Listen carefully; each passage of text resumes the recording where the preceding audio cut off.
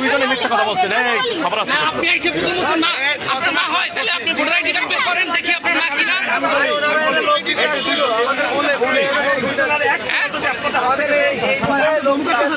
লোক দিনে সে দেয় বলতেছে যে আমি জামাতের পাইছি, এখন এই মেয়ে এসে বলে কি আমার মা হলে, মা হলে ভোটার আইডি কার্ড বের করবো।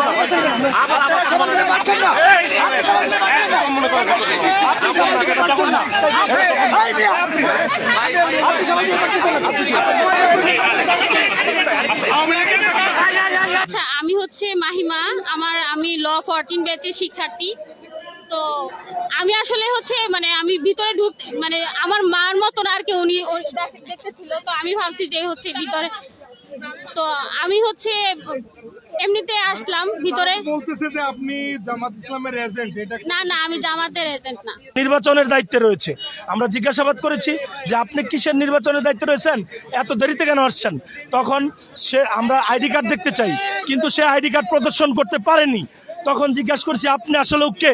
উনি বলতেছে আমি জামাতের কর্মী। তখন বলতেছে যে ভোটারের মা।